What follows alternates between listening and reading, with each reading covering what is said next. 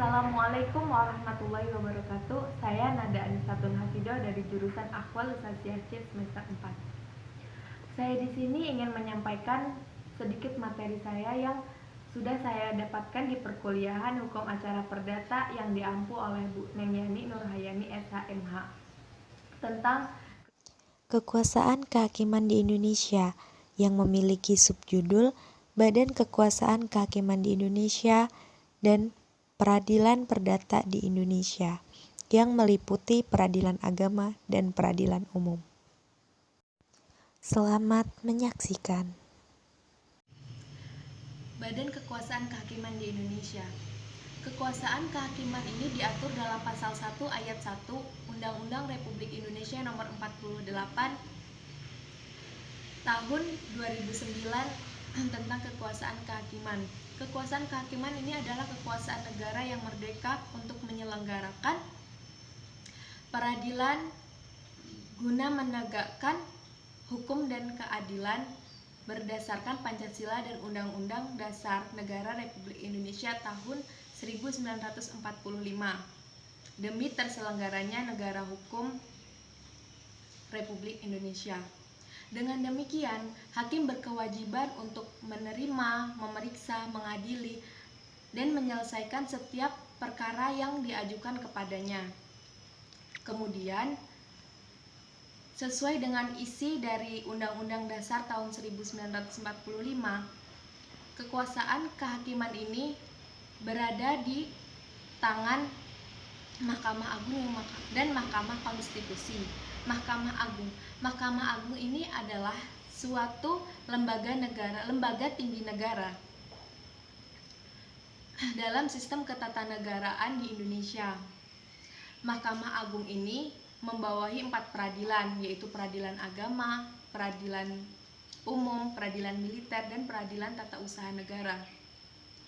Menurut Undang-Undang Dasar tahun 1945, Mahkamah Agung ini mempunyai kewajiban dan kewenangan seperti yang pertama, berwenang mengadili di tingkat kasasi, menguji peraturan perundang-undangan di bawah undang-undang, dan mempunyai kewenangan lainnya yang diberikan oleh undang-undang.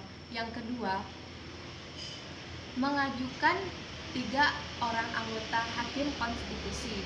Dan yang ketiga, memberi pertimbangan dalam hal presiden memberi gerasi dan rehabilitasi. Mahkamah Konstitusi ini juga merupakan lembaga tinggi negara dalam sistem ketatanegaraan di Indonesia. Setiap tindakan lembaga negara yang melaksanakan kekuasaan negara harus dilandasi dan berdasarkan konstitusi. Menurut Undang-Undang Dasar tahun 1945, Mahkamah Konstitusi ini mempunyai kewajiban dan kewenangan seperti yang pertama, berwenang mengadili di tingkat pertama dan terakhir yang putusannya bersifat final untuk menguji undang-undang terhadap undang-undang dasar. Yang kedua, memutus sengketa kewenangan lembaga negara yang kewenangannya ini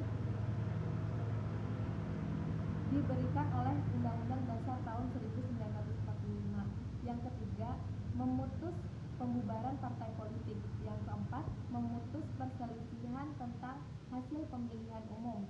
Dan yang kelima, wajib memberi putusan atas pendapat Dewan Perwakilan Rakyat mengenai dugaan pelanggaran presiden dan atau wakil presiden menurut Undang-Undang Dasar Negara Republik Indonesia tahun 1945. Peradilan Perdata di Indonesia. Peradilan Perdata ini merupakan peradilan yang menyelesaikan perkara keperdataan, dan perkara perdata ini merupakan perselisihan antara perseorangan yang satu dengan perseorangan yang lain mengenai hak dan kewajiban dan larangan dalam lingkup keperdataan. Peradilan perdata di Indonesia ini meliputi peradilan agama dan peradilan umum.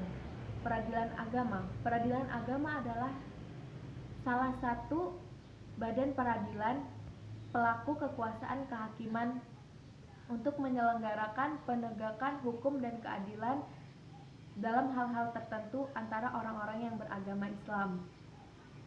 Dalam bidang perkawinan, waris, wasiat, hibah, wakaf, sedekah, infak,